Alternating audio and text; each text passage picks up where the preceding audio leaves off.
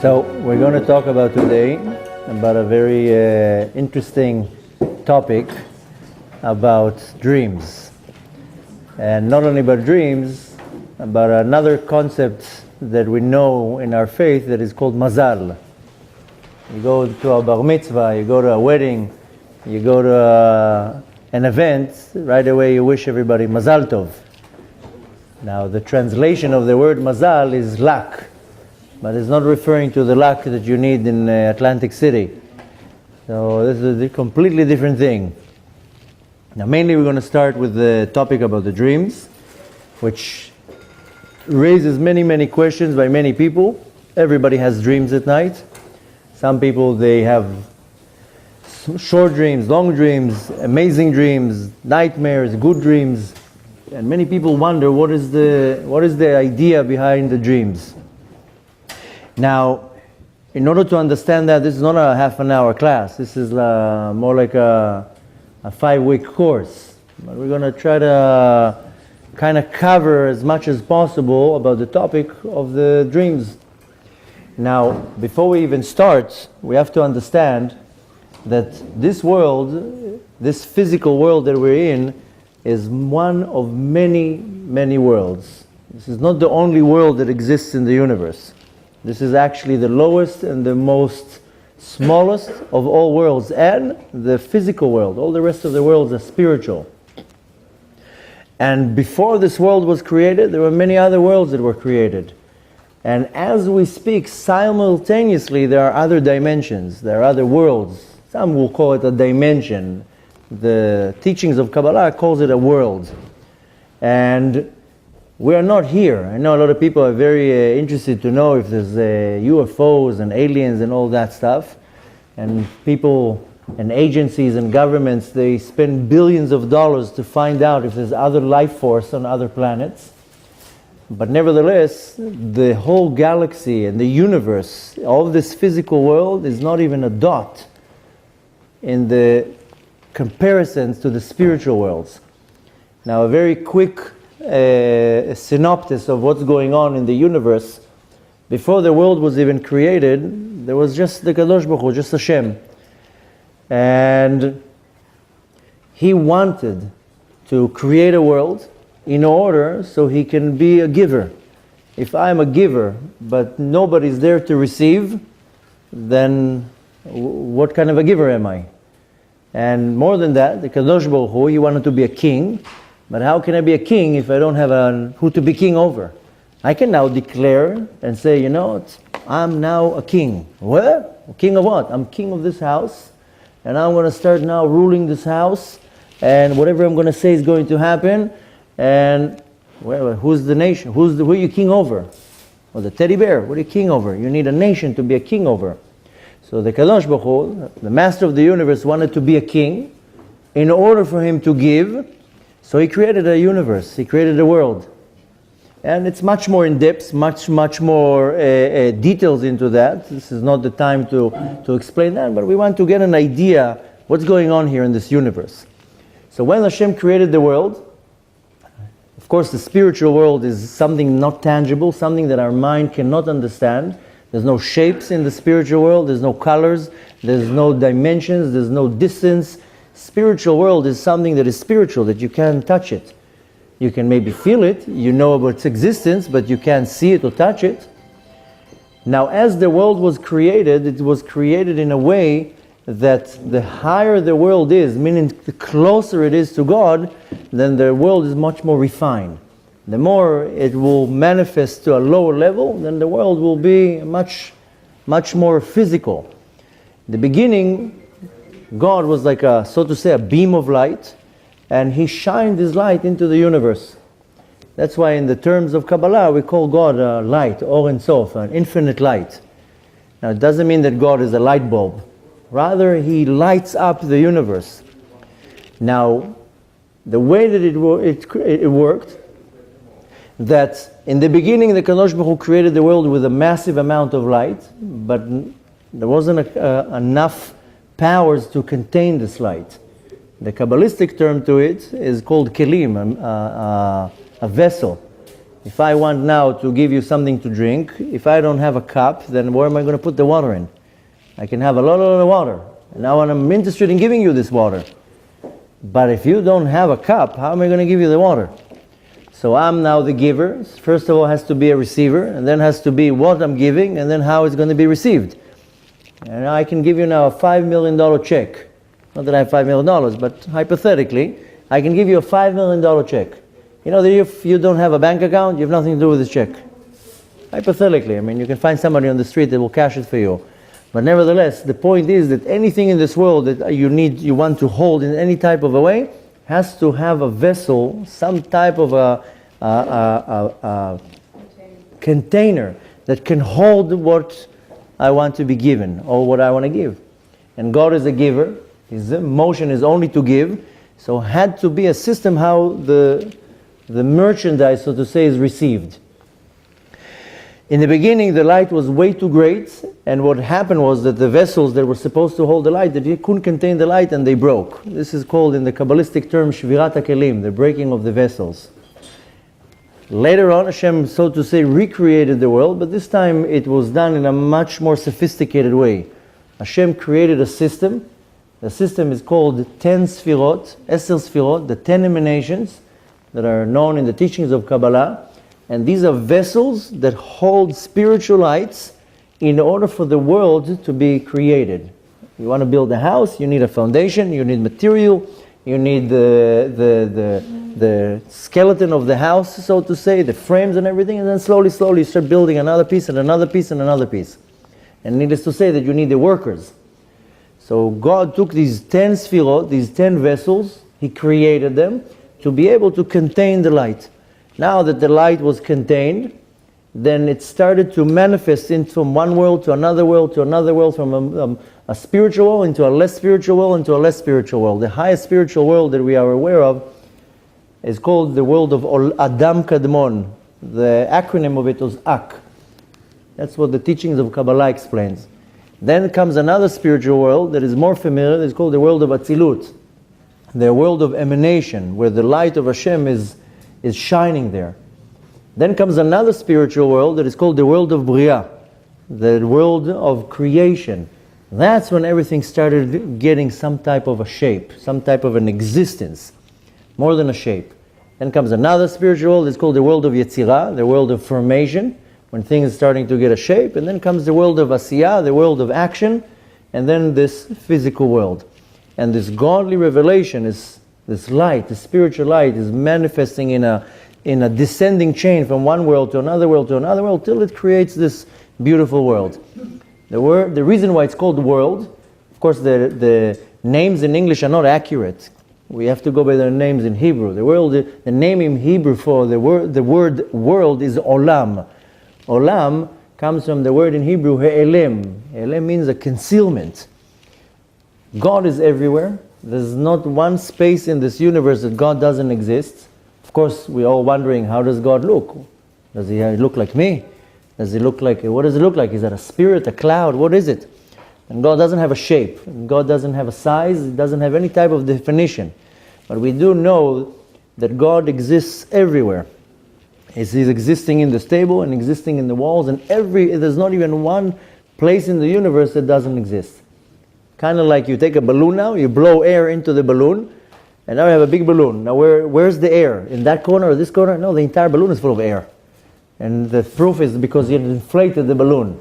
So the entire universe is existing because, so to say, God is dressed into that universe, and He inflated the universe with His existence.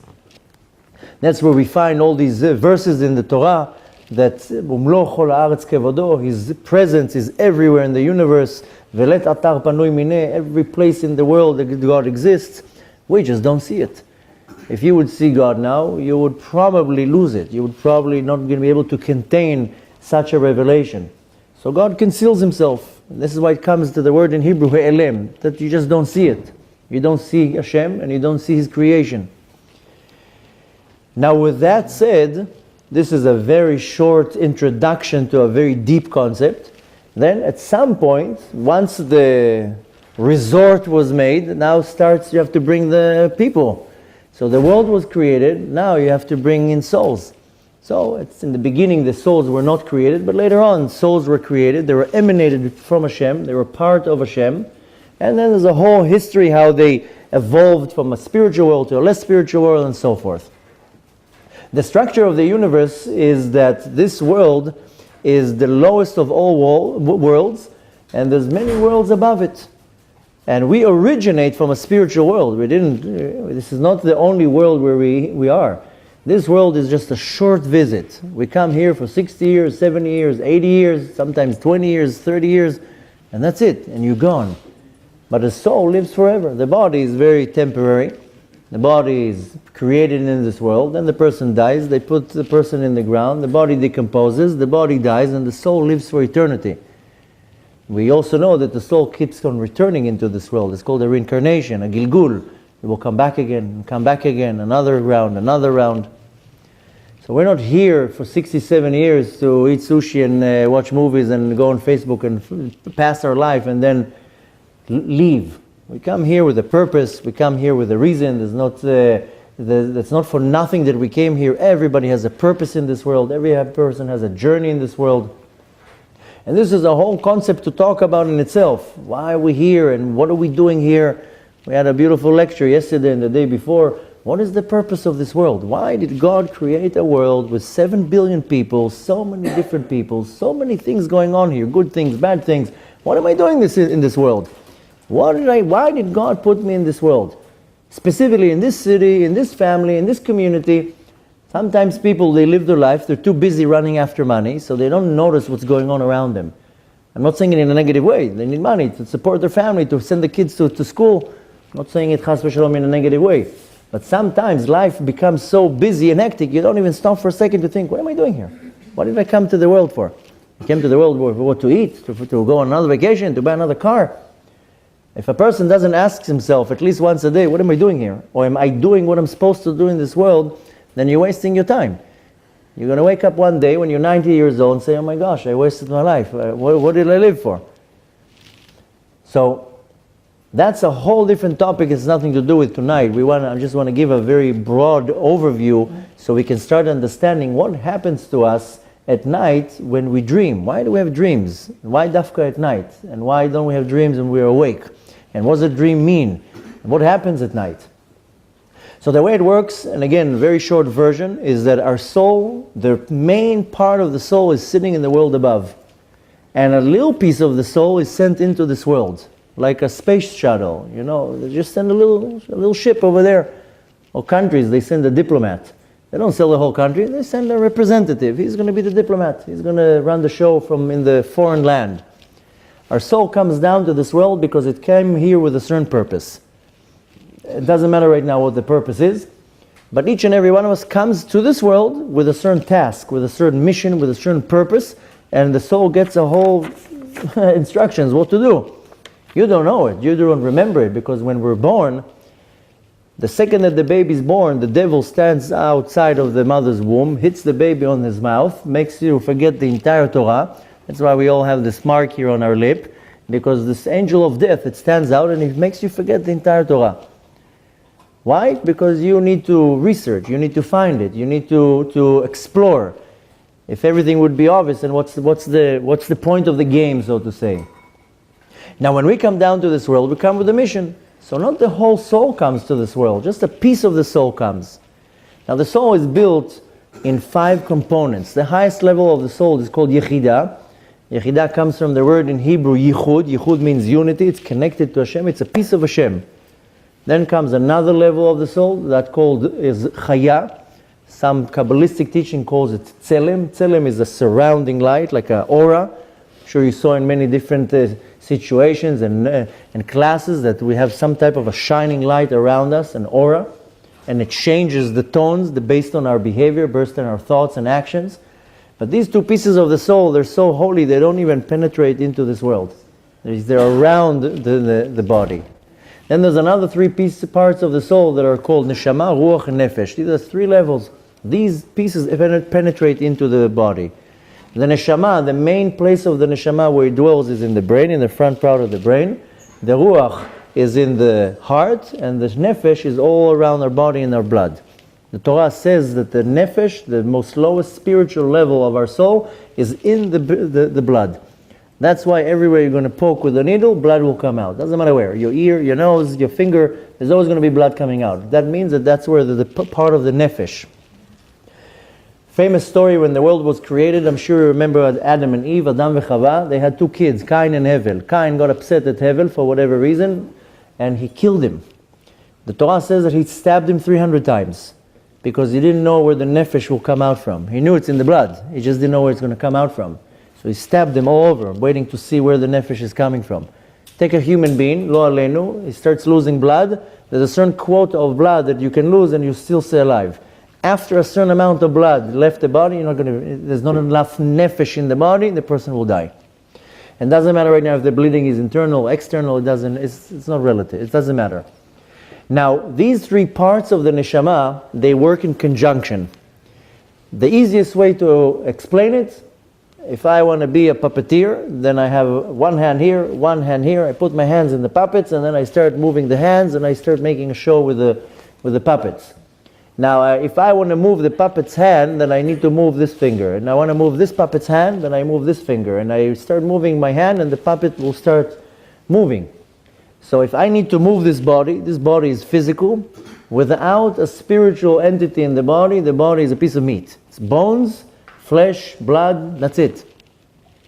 If you take the soul out of the body is dead. It can't do anything. It can't move, it won't develop, it won't grow. It's a piece of meat. Once you get the soul into the body will be the puppet, and the soul can start moving the puppet. I'm sure you saw once in a construction site, they have these massive cranes, and you see a crane moving 50 tons of cement to a height of 80 floors, and there's a little man inside, moving the crane. There's a little man moving this massive crane. Or sometimes you see these huge machineries, tractors, trucks, and a little driver. The soul, the size of the soul, the teachings of Kabbalah explains that if you take a hair, cut the hair 1,000 times. Now take another piece of the hair from those 1,000, cut that in 1,000 times, that's the size of the soul in your body. It's so small, it's like an atom. Now, the soul is the driver of the vehicle. Without the soul, the body can do anything. Now, the soul, when I'm saying soul, I'm talking about the level that is called neshama. The neshama gets dressed into the ruach, that gets dressed into the nefesh. These are the terms, the terms the Torah explains to us. In English, you would say soul will be a neshama, ruach will be the spirit, and nefesh will be like, I don't even know, there's not even really a word for it in English. But nevertheless, they get dressed inside each other, and one cannot operate without the other. It's a whole system.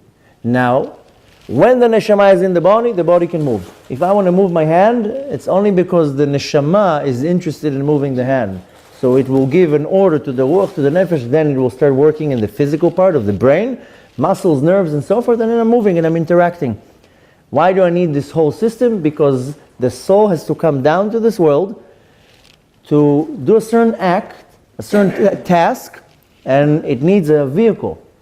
Now imagine you know of a ship that sank into the ocean 100 years ago, and on the ship there's diamonds and rubies and gold. They were looking for the Titanic for 100 years. Finally they found it. You know how they found it? It was 13 kilometers, I think, down in the ground. I don't remember the depth. Depth that was not even possible to even go into.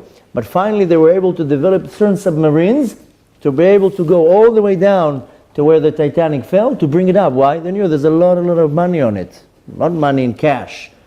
Gold and jewelry, and this was like the Queen Elizabeth. All the trillionaires went from England to New York. It was like the ship, the cruise line. And they knew that there's a lot of goods on it. So it was worth investing so much money how to get down there, and they brought it up. The same analogy is in this world. When the world was created, and I told you that the light of Hashem exploded, so to say, in this world, millions of godly sparks fell into this world, like an explosion. These are called nitzotzot kedusha, holy sparks. Now they fell into the world of the darkness, this physical world. Now, when you have a problem, who do you call? The Ghostbusters, right? So only the old people understand what I'm saying. The young ones are like, what? So when you need to get something from behind the enemy lines, you bring the commando. You need to bring the Navy SEALs. Kadosh Baruch Hu hired us to come into this world behind enemy lines and start bringing all these godly sparks that got stuck in this world. And they got stuck in food, and they got stuck in so many different things. Everything that I come down to this world is to go like this, to start sifting between things, to find these godly sparks. Imagine now you go with a bag of diamonds on the beach. The bag of diamond falls on the sand of the beach. Such soft sand that within seconds it's in the sand. You stop everybody, nobody move, the diamonds are in the sand. Still you find those diamonds. Same thing here. Now, how do we know how to find the diamonds? God gave us a book. The book is called Torah. Torah comes from the word in Hebrew, hora'ah, to teach. And the book tells me, do not eat this animal. Why? There's no diamonds there. There's no godly sparks there. You have nothing to do there. If you touch it, it's going to damage you. Don't eat this animal. Eat that animal. Why? Because there's godly sparks that fell in that animal.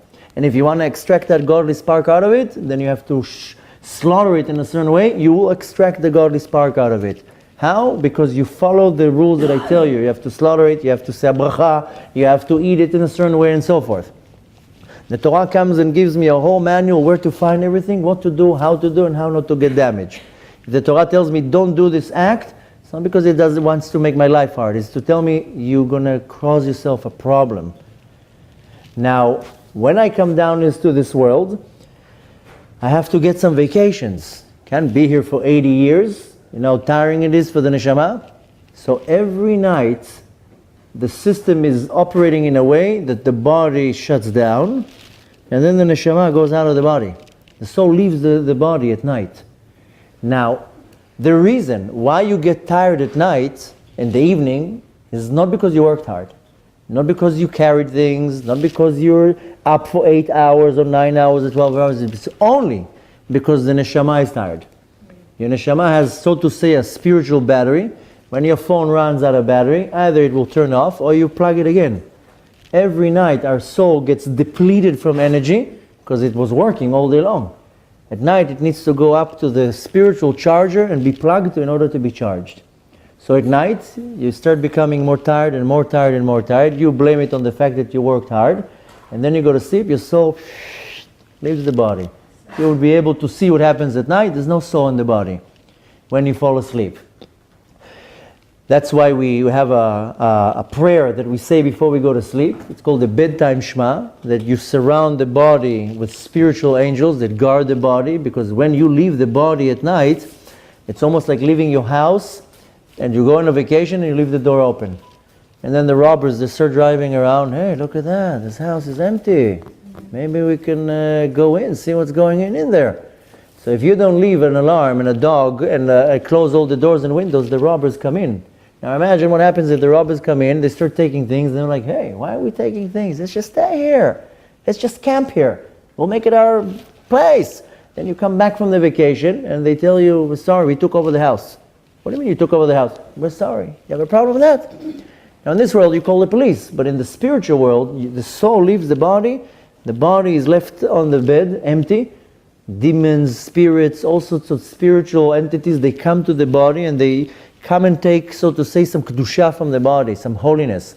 Because during the day you do mitzvot, you're nice to other people, you're courteous, you do charity and chesed, so you're radiating from holiness.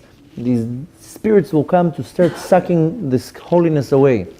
So you need to park some guards around your body that the body will not be affected. Unfortunately, if you don't do that, when the soul comes back in the morning to the body, it finds some roommates here. That's where people get affected from different diseases, mainly mental and emotional diseases, fears and anxieties and being worried and all sorts of things. Why? But it's another entity in the body. Now when we go to sleep, there are 3 reasons why we go to sleep. There are more, but main 3 reasons. The first of all is to spiritually charge my soul, because my soul is completely depleted. So the soul goes up to the heavenly charger, gets plugged in, and then you wake up in the morning, like a new man or a woman. Now what happens if you wake up in the morning and you're still tired, and you slept for 8 hours, 9 hours, and you're still weak and tired? It means your soul didn't go up to the right place at night. It went to a completely different place. It didn't get a full charge. It only got a little bit of a charge. The second thing that the soul does when it goes up to the heavens, it has to write a journal. Like, how do you call it? Not a diary. A diary, right? At the end of the day, you write a diary. Okay, so the soul goes up to the heavens. They give her at least a piece of paper and starts writing. At 7 o'clock I woke up. At 7:10 I made breakfast. At 7:15 I did this and that. And it writes everything. Why? So after 120 years, when you come up to the heavens, and you go to your heavenly court, you're going to be judged for everything that you do. They show you your own paper. They say, you wrote it. You're witnessing, you're testifying against yourself. Another thing that the soul is doing at night, it's subpoenaed to testify in other souls' court cases. And if I stole from you, and you are now in the heavenly court, you subpoena me at night, and the soul comes and testifies. He stole from me, he helped me, he assisted me. So there's a whole system going on up at night. And another thing that happens at night is that the soul gets connected, so to say, to its spiritual source, and it sees what's going on in the world above. It gets all this information. And then, when it comes down in the morning, it remembers everything. It just went on a journey. Then it's time to come back into the body. When it comes back into the body, most people wake up from a dream. Very few people don't dream. Unless you are extremely exhausted or drunk or I don't know what, you're not going to dream. But everybody dreams. Now, sometimes the dreams are very, very powerful. Sometimes the dreams are so vivid you think this is the reality. Sometimes the dreams are insane. Weird things, and it switches, and you're here, and you're there, and you're there. And most people wake up and they don't know what they were dreaming about. More than that, sometimes the dreams are so powerful, they don't know what to take from that. What does the dream mean? I dreamt about this and that. You know how many messages I get a month? People tell me, I dreamt about a snake with 2 heads. What does it mean? It means something. Everything has a meaning. Now, a lot of the dreams have 0 meaning. There are 4 types of dreams. The first type is the dreams that you dream right when you fall asleep. I'm sure it happened to you once or twice or maybe 100 times that you fall asleep in front of the TV, you sleep for 3 seconds and you wake up, wow, it's such a dream. What do you mean? You slept for 2 seconds. What do you mean you had a dream? So that happens to everybody. The dreams that you have right when you fall asleep, these dreams are completely nothing. They're meaningless. They have no meaning behind it. What happens is that all day long you have a system in your mind. You have thoughts, you're seeing things. Everything that you see is being registered, recorded, like security cameras. And usually what you're looking at is complete junk. The junk what we're looking at all day long. When you fall asleep, all this data is still in the front part of the brain. So this information is running in your brain, but with no sequence. So all that you saw that day is also the junk that's still in your memory. So you see it, because you're still not 100% asleep. The soul still didn't really leave the body. So these dreams are completely nothing. They have no meaning. Then you have the dreams that come right after that, when it's in the beginning part of the sleep. These dreams are also completely meaningless. They have no meaning whatsoever. The teachings of Kabbalah explains that, unfortunately, a lot of people eat before they go to sleep. If you ask a nutritionist, or if you look in the doctors based on the Torah, like Maimonides, Rambam, and so forth, they all say don't eat before you go to sleep, because the food doesn't get digested. And if you go to sleep and the food is not digested, the fumes from the food, they go up to your brain, and then they take all the memories in your brain and they start mishmashing it. And then you get all these weird dreams that have no meaning, they're just weird. And if you wake up in the middle of the night, not towards the end of the night, then you say, what weird dreams I had. And then nothing makes sense. So these 2 types of dreams, they're completely irrelevant. You can completely forget about them. And if you want to avoid them, then either don't eat before you go to sleep. Then it's nothing in the stomach. There's not going to be any fumes. Then you're going to sleep 10 times better, by the way. Or during the day, be very careful with what you're looking at. Because, one of the hardest things to do in this world, and one of the most common things that the great sages of our nation do, is that they guard their eyes. They don't look at things. And the more you look at things, the more you harm your system. Every day we say Kriyat Shema. 3 times a day, minimum. And it says in Kriyat Shema, "V'lo tatoru achei levavchem," don't go after your heart, don't what your heart desires. "V'lo tatoru achei einechem," and don't go after your eyes. And it continues, it says, "Asher atem zonim acherem." After what you go after, you look at something and right away you want it. The way it works is that you look at something, your heart starts desiring it, and then the brain starts working, how am I getting it? And usually what we look at all day long is not pure things, whether it's not pure videos, not pure pictures, not pure situations. And then it causes me to look at a person, instead of judge the person favorably, then I judge the person not nice. And I become very judgmental with my eyes. And I only see the bad in people. I can look now at any person and tell you all the bad things about people, what they do. That's what most people do. You would look at a person and says, he's a thief. You look at that person, he's a liar. That's because the eye is so damaged that you're not able to see the good things that the person does. Why can't you look at the person and says, wow, he's an amazing father, and he's such an honest businessman, and he's a great husband. So the tool of the eye is a very sophisticated tool that has to be completely guarded. Now comes the other 2 types of dreams, that these are the real dreams. The first type is early in the morning, the dreams that you're already very into the sleep, and then the dreams that you right before you wake up. The dreams that right before you wake up, these are the most accurate dreams. Now when your soul goes up to the heavens at night and it does a whole review of what's going on, it has a lot of recollection, a lot of memories. It went to see what's going on there. Now, if the person is not refined, doesn't have a lot of Torah and mitzvot, lies, cheats, all these bad things, what happens is as the soul comes down, every world, every connection between the world stands an angel and slaps the soul, and the soul forgets everything. And it goes one world down, another world down, another world down. By the time it goes into the body, 99% of what it saw it forgets. Doesn't remember anything.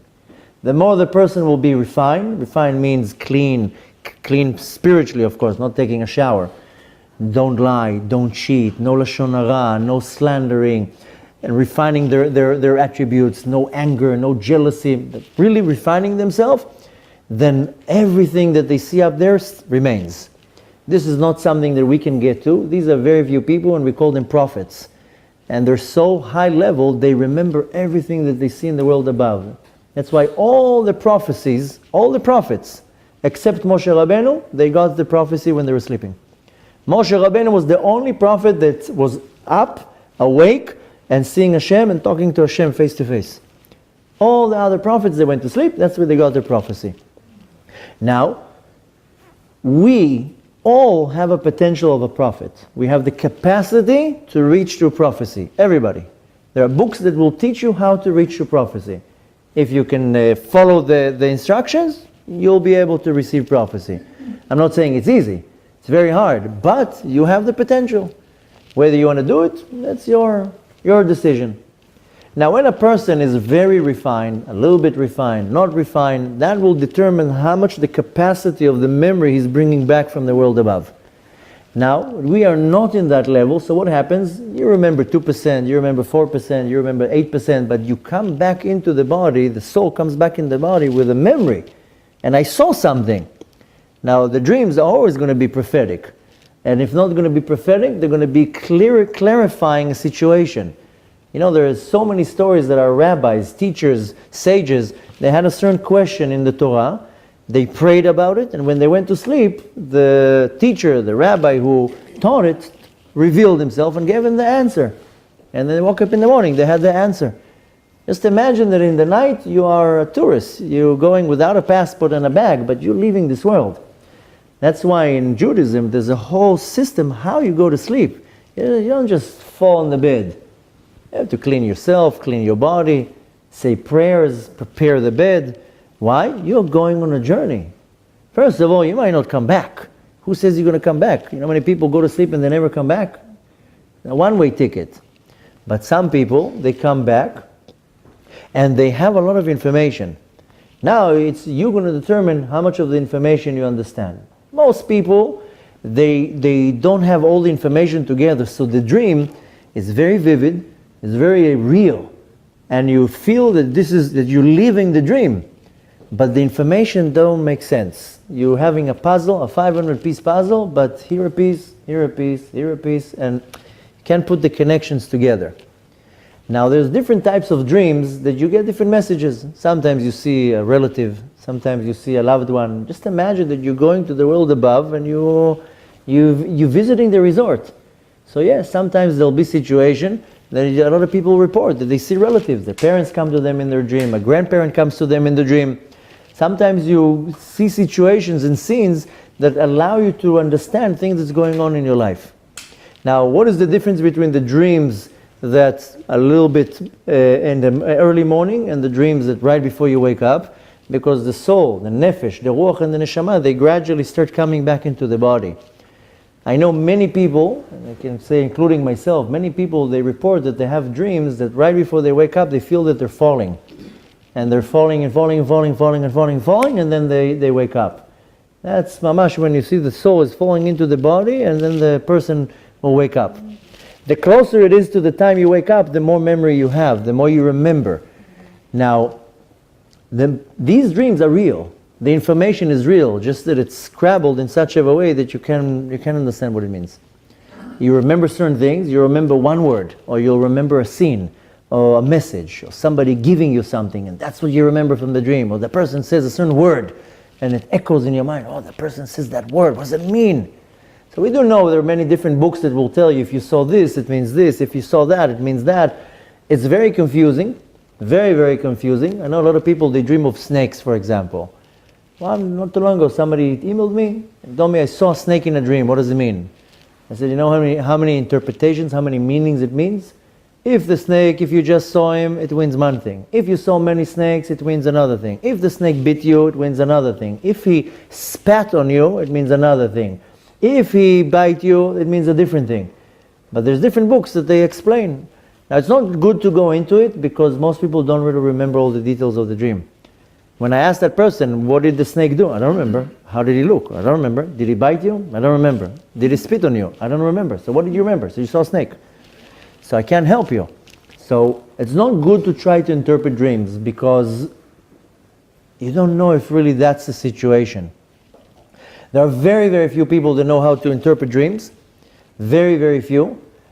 The Gemara, the Talmud says that the interpretation of the dreams depends on who interprets it, because you can take one dream and interpret it in a negative way, and one dream and interpret it in a positive way. So it all depends how you interpret the dream. The suggestion is don't try to interpret dreams. And once in a blue moon, if you have a certain dream that repeats itself and repeats itself and repeats itself over and over, then maybe you want to seek some guidance. What does it mean? Or you want to maybe look a little bit. But usually the dream is here to guide you. The problem is that when we wake up in the morning, you come from the world above, but within minutes you are already in this world. Right away you wake up in the morning. 99% of people in this planet, you know what they do when they wake up in the morning? Right away they go like this to the phone, right away check the text messages. Like if somebody texted you at 3 o'clock in the morning, and this is the reality, everybody reaches to their phone in the morning. Who's going to text you at 4 o'clock in the morning? Why are you checking your WhatsApp? Who was it? But that's the reality. And how I know it's true, everybody's like, how does he know? Because everybody uses their phone as an alarm clock. Very few people, they don't check their phone within the first 30 minutes of the day. Everybody's already checking their emails, their stocks, their everything. What are you checking? Wake up and open your eyes first. So, within minutes that you are in this world, you're already sunk into this world. Because right away you check your messages, you wake up frantically because you're late to work or whatever it is.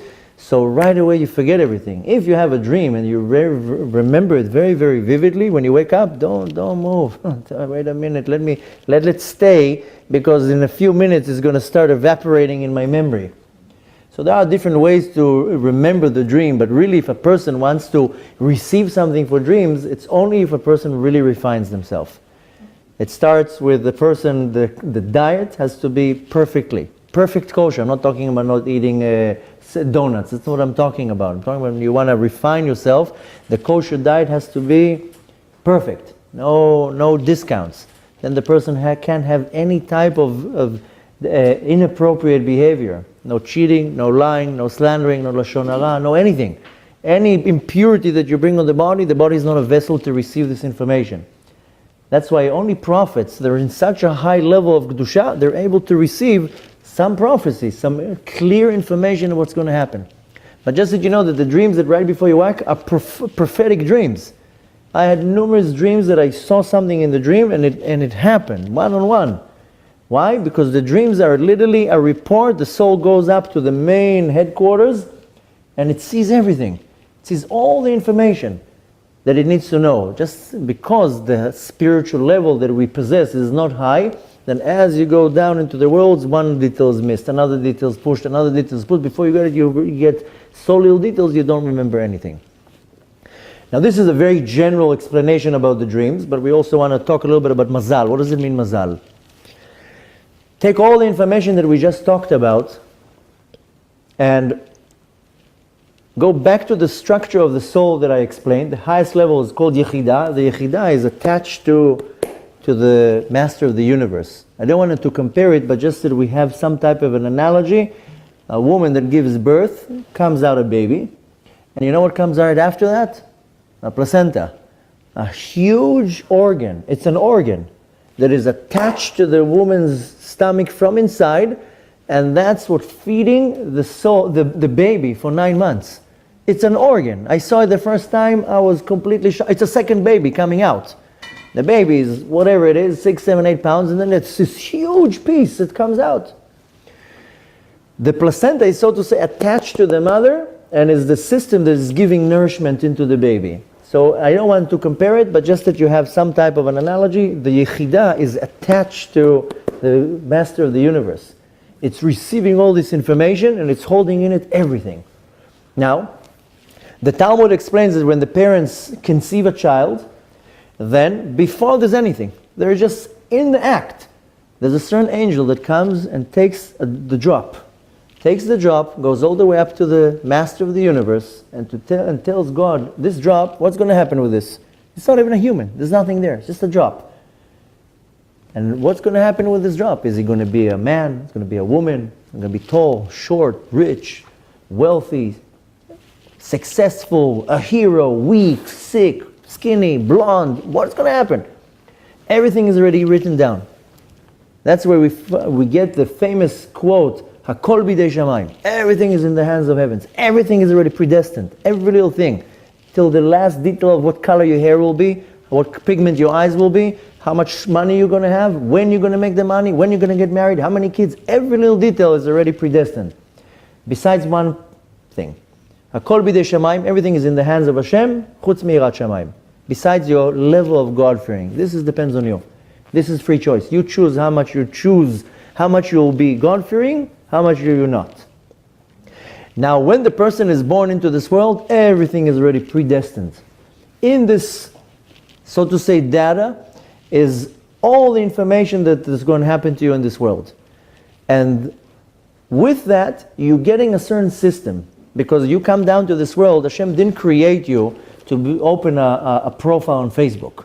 Hashem didn't create you to become another individual in the list of Social Security.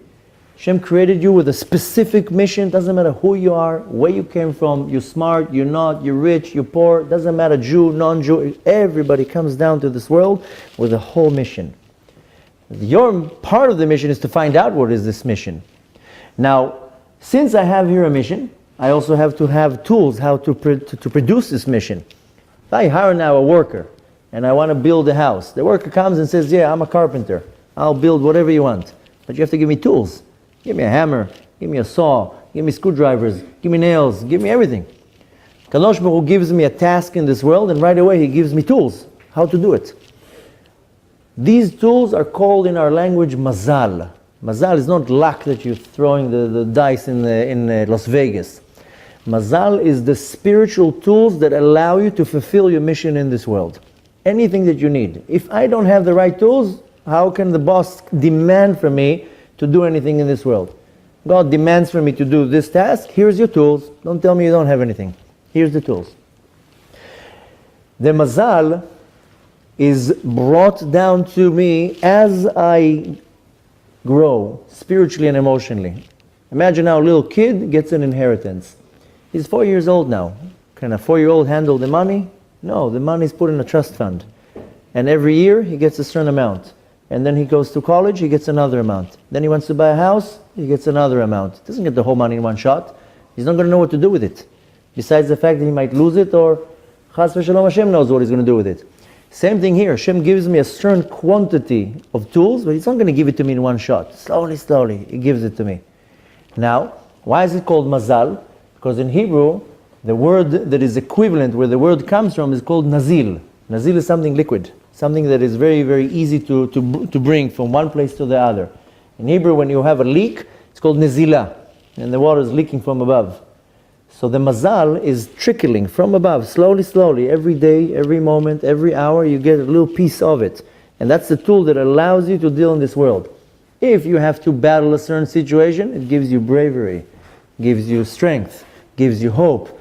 If you need to do a certain task in this world, it will give you the wisdom, the knowledge how to do it. Now, why do we wish people mazal tov?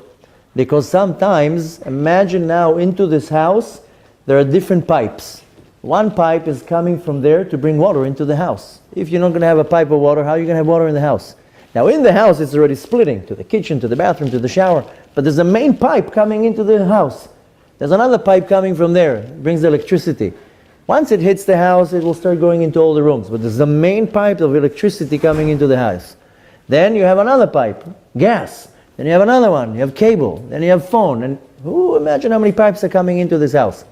Now imagine now somebody comes, one of your neighbors, and says, let me take this pipe, I'm going to cut it now, and I'm going to direct this pipe into my house. Now, you don't have water, you're paying the bill. You don't have water, the water is now going to the neighbor. And then another neighbor is taking your electricity, and you're paying the bills, but you're going to getting nothing. When I have these pipes, I call it pipes. In Hebrew it's called tzinorot shefa. Pipes of channels of abundance, where I get all this shefa, this energy, this abundance. If I now do a certain mitzvah, mitzvah comes from the word hamshacha, that I bring onto me this shefa, this abundance. Then I'm connecting myself to this pipe. Now if I now do an avera is a sin, I cut one of them. Now I have a problem, the electricity is going that way, or the water is going this way. Now what happens is, sometimes I do certain acts and I make a clog. Like you have a clog in your pipes, the water is not coming in, or the stream is very, very low. Now it's stopping the mazal from coming down. We are the only ones that stop our own shefa. Hashem is giving me with no conditions. If you would see what Hashem gives you, you would be shocked. How much happiness, health, money, everything. We are the ones who are cutting the connection.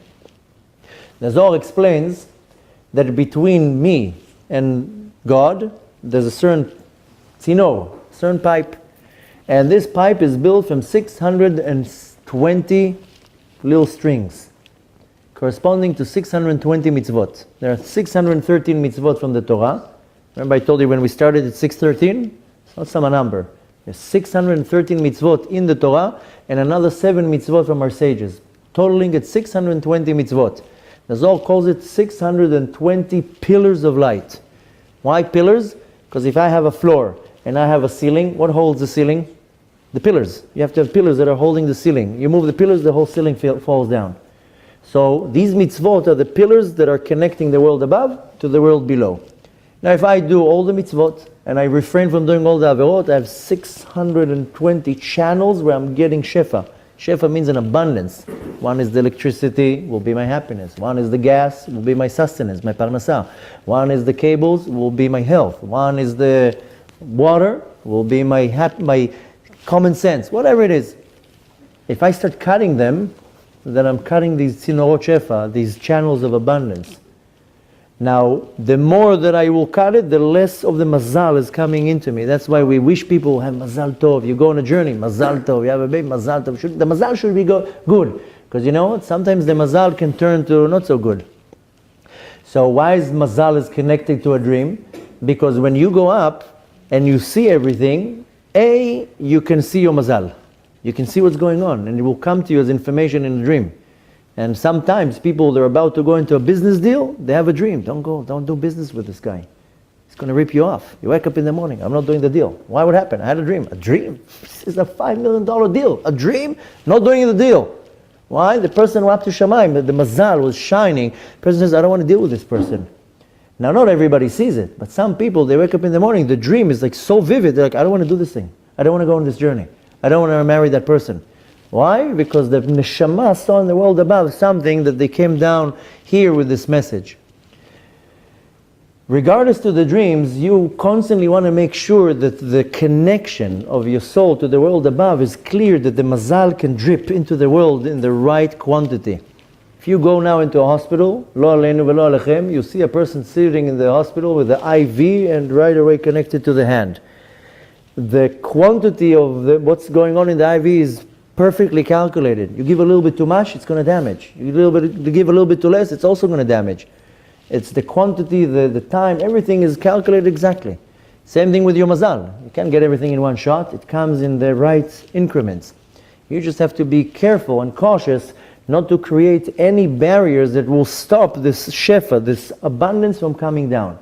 And Hashem is the one who decides how much you're going to get. If you think you have any control how much money you're going to make, you have a big mistake. You have zero control how much money you make.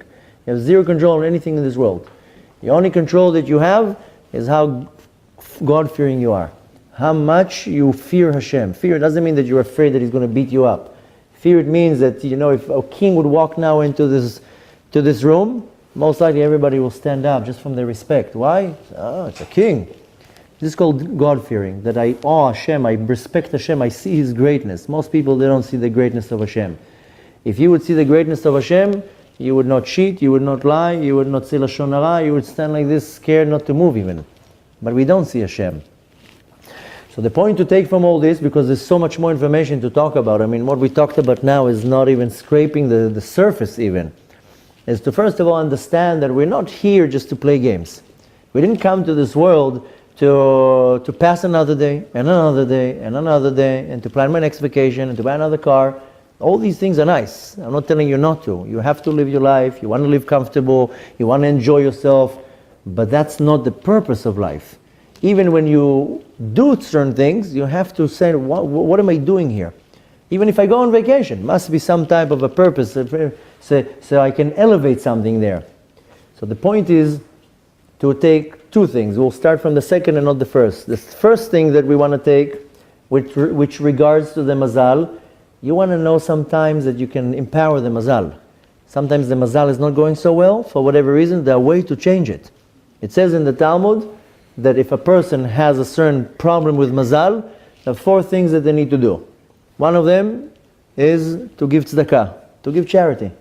This is one of the most powerful things to change the decree. The second thing is called tze'akah. Tze'akah means to scream. Scream means to pray. You have to pray. The third one is changing your name. Shinui Hashem. And the fourth one is Shinui Maasim. Changing of your actions. If you run into a situation that you feel, my mazal is stuck. Can't get married. Can't have a child. No parnasah.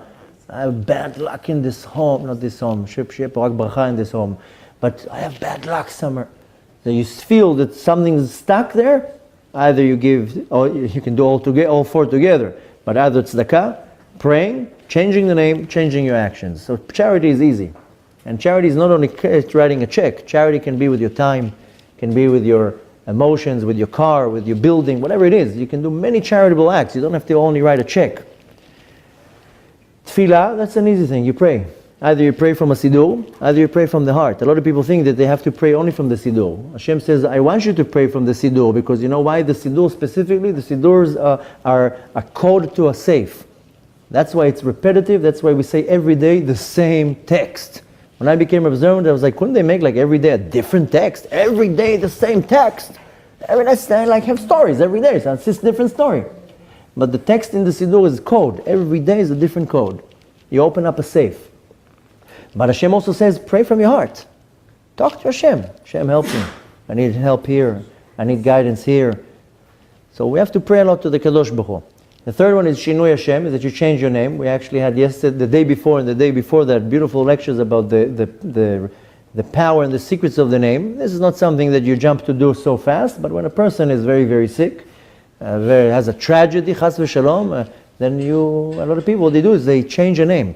They add a letter, they add another name, and it changes the mazal. Suddenly the person has a completely different mazal. And needless to say is the shinui ma'asim, the changing of the actions. So if I see that a problem happening, my mazal is stuck, change your actions. Maybe you're doing something wrong. Maybe you're doing something that is blocking this mazal from coming in. The connection to dreams is the second thing that you want to take, is that the dream will allow you to get this information. Now it doesn't mean that tomorrow you're going to become Eliyahu Navi, but you can a little bit refine yourself. Your kosher diet, make sure that your diet is more kosher and much less sins. You'll see that the dreams will come a little bit vivid. First thing in the morning, don't just right away reach to the phone. Wash your hands. We'll put a pocket next to the bed. Wash your hands. Right away say the morning prayers. Keep some kedusha in the brain. Maybe you'll remember something of the dream. Sometimes the message will be so clear. I know so many people that the dream was so clear and they're like, that's it. It's obvious. Now you're afraid to tell it to people because you're going to say, people are going to think I'm crazy. So don't tell it to anybody. You believe it, you saw it, you experienced it, just do what you need to do. You understand it. So if you want to get a little bit more information about the dreams, then you need to refine yourself. And the last and most important thing to remember is that we're 3.5 weeks before Rosh Hashanah.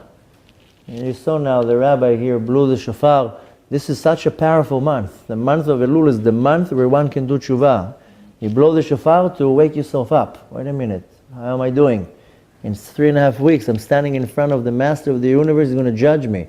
I don't know where I'm holding right now. I don't know what's my situation. Rosh Hashanah is decided what's going to be the whole mazal for the next year. How much money I'm going to make, who I'm going to marry, I'm going to have kids, where I'm going to live. Everything is decided. You look at the text that we pray in Rosh Hashanah. Who's going to be rich? Who's going to be poor? Who's going to live? Who's going to die? Everything decided on one day. So this is the time to prepare myself. So you want to take all this information, like I told you, this is in Hebrew we say k'tzeh hamazleg, on the tip of the fork, this information. But if you want to learn more, I have, Baruch Hashem, hundreds of videos online. You can find them on YouTube, on my website, hundreds and hundreds of videos of all different types of topics. And Baruch Hashem, you can learn a lot about it. But I like when I come to teach and to give a class, is not just to teach you something nice, is you have to know how to apply something practically. And practically saying, when you walk out of this door, you want to take something with you, not just to eat the beautiful food and the company. Is to say, okay, what am I taking it to so I can apply it to my life? If I learn something and I don't apply it in my life, then why did you come here? What, to eat good food? No, you came here because God brought you here. You know how many people wanted to come today and couldn't make it? They couldn't get off work, they couldn't find a babysitter, so obviously Hashem wanted you to be here. So obviously He wants you to take some of the words, internalize and say, okay, what am I applying in my life that I can change something that maybe my mazal will be a little bit better. Maybe I can connect myself a little bit more to my essence, to my neshama. It doesn't mean that tomorrow you have to become Rabbi Shimon Bar Yochai, but you need to understand that I need to refine something in myself. Maybe be a little bit less judgmental from now on. Maybe I'll control my anger. Maybe I'll stop gossiping all day long, lying, cheating, more honest in business. I'll treat my wife a little bit better. I'll take care of my kids, give more charity, go and pray, whatever it is. The list is long from here to tomorrow. It doesn't mean, other people, when you tell them, come closer to God, no, I'm going to become fanatic like you. I have a friend that it took me half a year to convince him to put tefillin on. I told him, just put tefillin on in the morning. 10 minutes, what's the big deal? Finally, I convinced him, he bought tefillin every day, he puts tefillin on. So in the beginning, I used to call him. Did you put tefillin on? Yeah. One time I called him, I told him, no, did you put tefillin on today? He told me no. I told him, why not? He's like, I don't want to become fanatic like you. I don't want to become fanatic like you. I told him, I'm not fanatic. So he says, yeah, you put tefillin on every day, you're fanatic. I said, no, but that's how you do it. It's almost like saying, I don't want to eat every day, I don't want to become fanatic. Okay, so on Mondays don't eat, let's see you go there. So I told him, what is that? That's how you do the mitzvah. You put it every day from Sunday to Friday. If you're going to do it every day for the rest of your life, it doesn't mean you're fanatic. It means you're doing the mitzvah the right way. So a lot of people, you tell them, come a little bit closer to Hashem. No, now I'm going to have to dress in a black suit and you're going to take me to the shul. I'm not taking you anywhere. I'm teaching you how to better your life a little bit. So you want to choose in you what you can make yourself a much better person. Needless to say, I would offer the whole package. So, but everyone does their own analysis, their own cheshbon nefesh. Where can I get better? Maybe I'll go once a week to a Torah, to Shiur Torah. Maybe once a week I'll go to the Beit Knesset, maybe every day. Maybe with tefillin on every day. I'll give charity every day. Whatever it is, the list is from here to tomorrow. You choose. And the reason why you want to choose, A, because it's the right thing to do. B, you are affecting your mazal. Everybody needs more mazal. Everybody wants more parnasa. Everybody wants to have better health. Everybody wants to see the kids getting married. Everybody has problems. You're not the only one who has problems, by the way. Everybody, 7 billion people on the planet, everybody has problems. And if you think you have problems, you don't have problems. I see people with real problems. So, but everybody wants a little bit of a better situation. So Hashem says, no problem, just step it up a little bit. I'm not telling you now to become a Baba Sali, but make it a few steps. Your life will get better. Your mazal will get better. I want to take the opportunity, again, we want to dedicate the class to the health, the immediate health and the miraculous recovery of Miriam bat Rachel, and also of Joseph Chai ben Rachel, and anybody else that needs refuah should have refuah shlema, and immediate recovery, a miraculous recovery. Anybody who needs to get married should get married.